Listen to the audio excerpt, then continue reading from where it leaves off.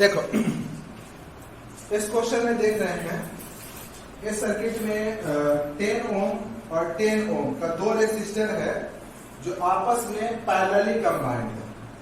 10 ओम और 10 ओम का दो रेसिस्टर आपस में पैरेलली कंबाइंड है और इन दोनों के साथ सीरीज में एक 5 ओम का रेसिस्टर कंबाइंड है। तुमको बताना है कि इस पूरे सर्किट में कितना करंट फ्लो हो रहा है। तो कितना करंट फ्लो हो रहा है उसके लिए तुमको पहले ये पता करना होगा कि पूरे सर्किट का रेसिस्टेंस कितना है। एक बार अगर हम रेसिस्टेंस पूरा निकाल लिए, टोटल अगर हम रेसिस्टेंस निकाल लेते हैं तो रेसिस्टेंस निकालने के बाद फिर हम लोग क्या लिखेंगे, I equal to V by R लिख सकते हैं ना, I equal to V by R. तो पहले हम लोग निकालते हैं R। तो R निकालने के लिए पहले यहाँ पे ये दोनों जो पैरेलल है पहले इन दोनों का निकाल लो और इन दोनों का पैरेलल निकालने के बाद इसको एक मान लेंगे सिंगल। ये सिंगल और ये आपस में फिर क्या है सीरीज में, तो फिर सीरीज में जोड़ देना। तो हम यहाँ पर लिख देते हैं कि लेट इसको हम R1 मान लेते हैं, R2 मान लेते हैं और इसको R3 मान लेते हैं, ठीक है ना। पहले हम लिखते हैं कि let equivalent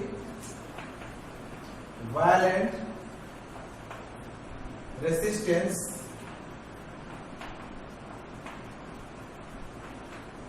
of R2 and R3 is R4। मान लिया कि R2 और R3 का जो इक्विवेलेंट रेसिस्टेंस वो कितना है, R4 है। तो क्या लिखेंगे 1 बाई R4। 1 बाई में क्यों लिखे, क्योंकि वो दोनों पैरेलल है। तो अब यहां लिखेंगे 1 by R4, 1 by R2, 1 by R3।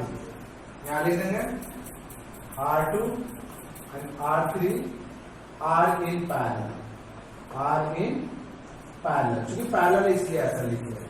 तो इसका मतलब हो गया आपका 1 बाई R4 कितना हो गया, तो 1 बाई 10, 1 बाई 10, 1 बाई 10, 1 बाई 10 कितना हो जाता है 1 by R4 equal to 10, 1 plus 1 कितना हो जाएगा, यहां से हो जाएगा 1 by R4 equal to 2 by 10। R4 आपका कितना हो गया 10 बाई 2 मतलब कि 5 ओम, ठीक है ना। फिर लिखेंगे इक्विवेलेंट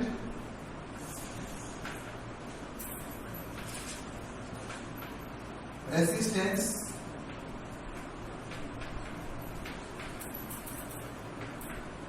ऑफ सर्किट।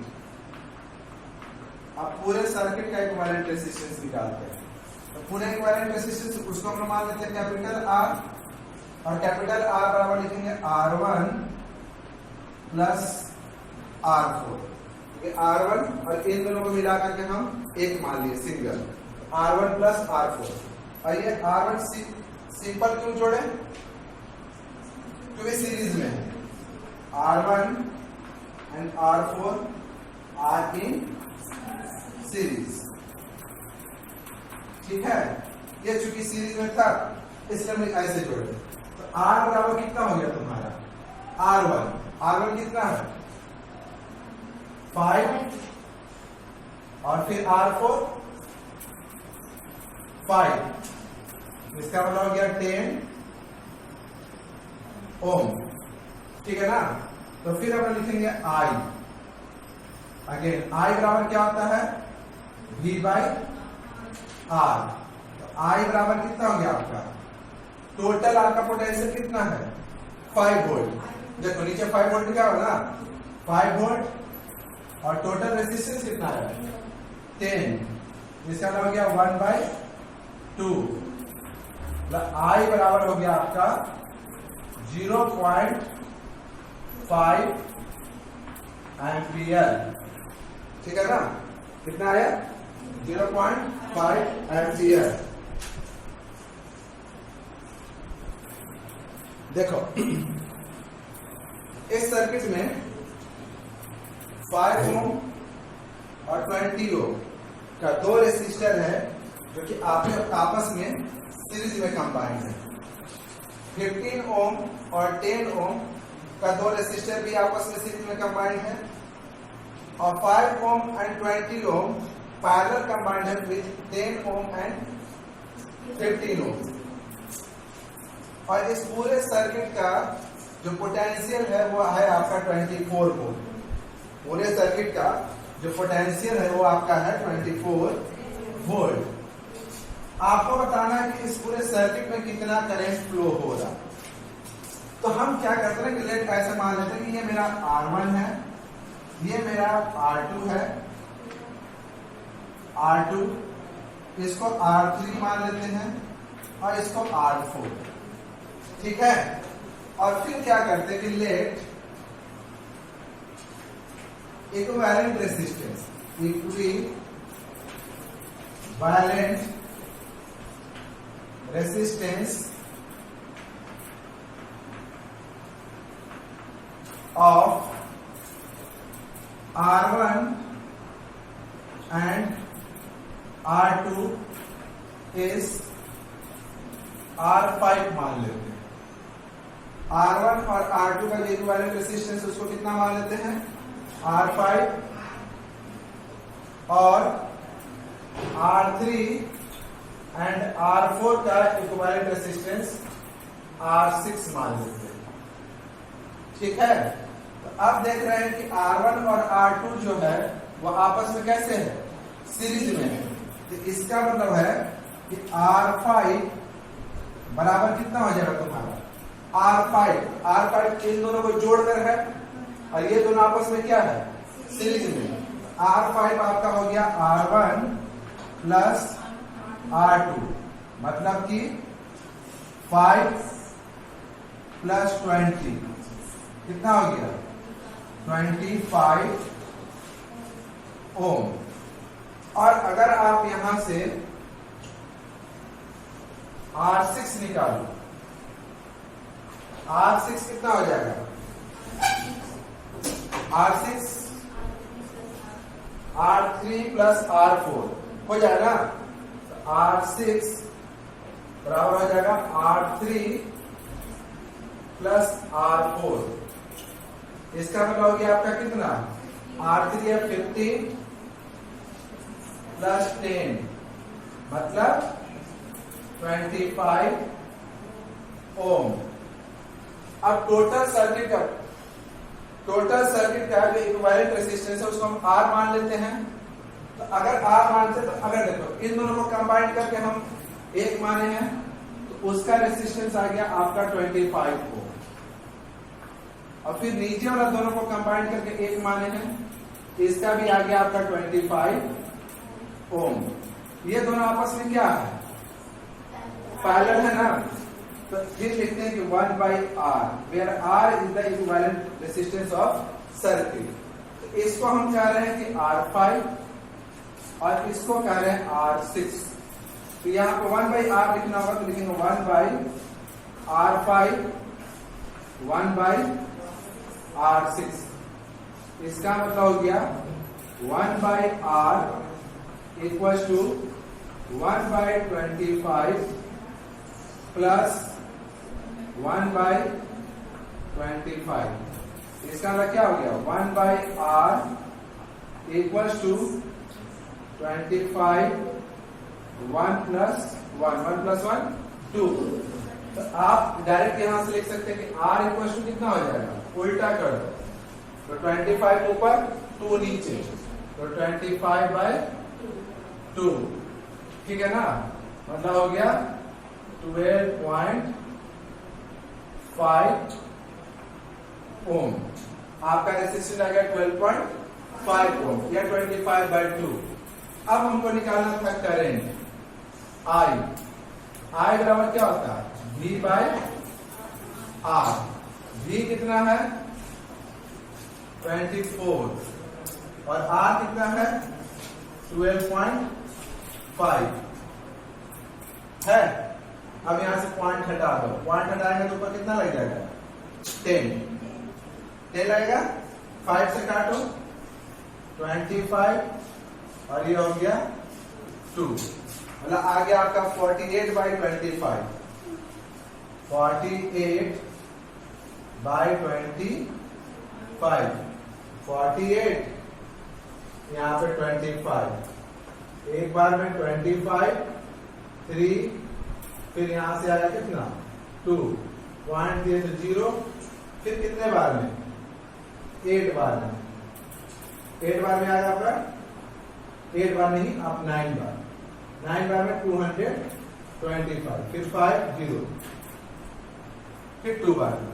इसका मतलब हो गया आपका 1.92 एम्पियर। मतलब सर्किट के अंदर में जो करंट फ्लो कर रहा है वो कितना करंट फ्लो कर रहा है 1.92 एम्पियर। क्लियर है?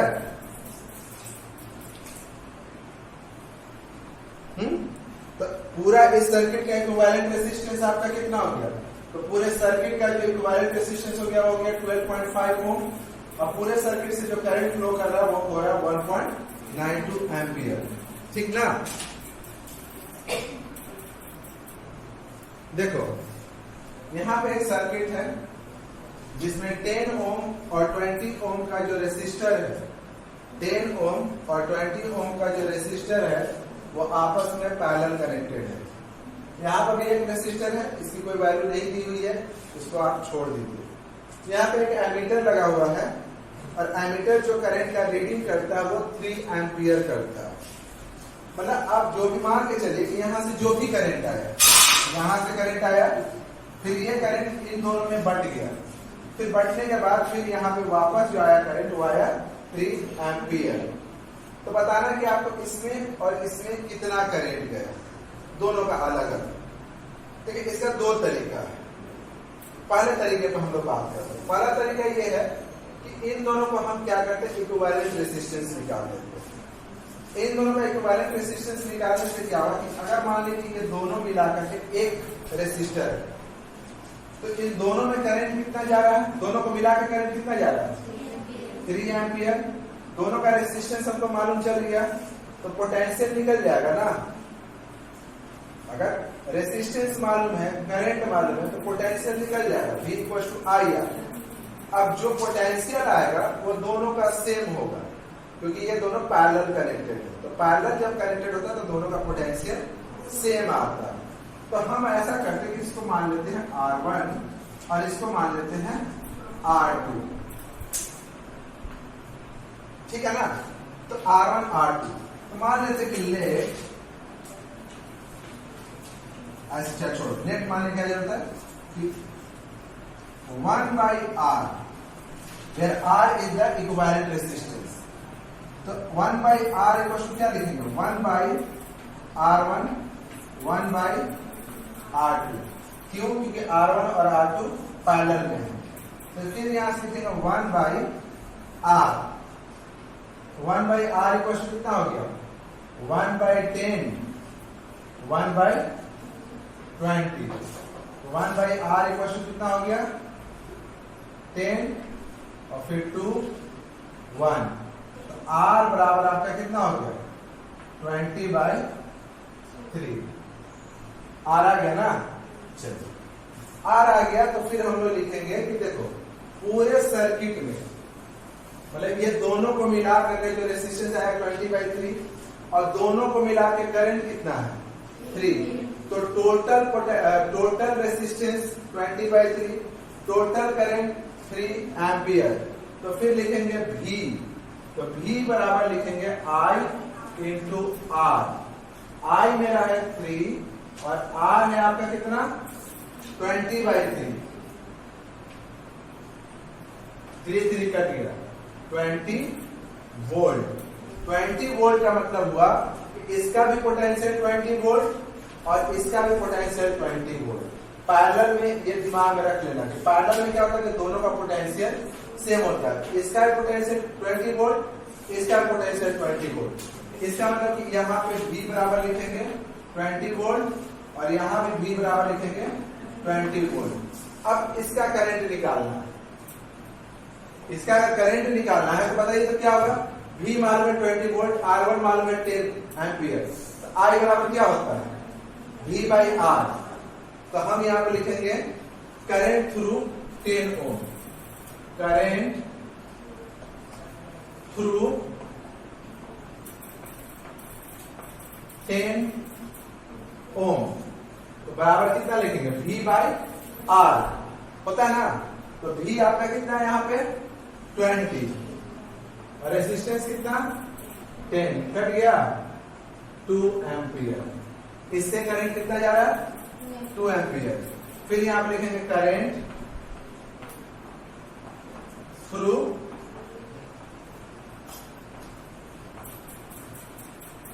20 ओम। फिर कितना है पोटेंशियल, इसका पोटेंशियल पहले लिखेंगे 20 और रेजिस्टेंस है कट के 1 एम्पियर। फिर देखो 2 एम्पियर 1 एम्पियर मिलकर 3 एम्पियर हुआ। तो ये समझ में आ गया ना कि इसमें करंट जाएगा 2 एम्पियर, इसमें करंट जाएगा 1 एम्पियर। ये एक तरीका हुआ। दूसरा तरीका क्या है कि इसको हटा,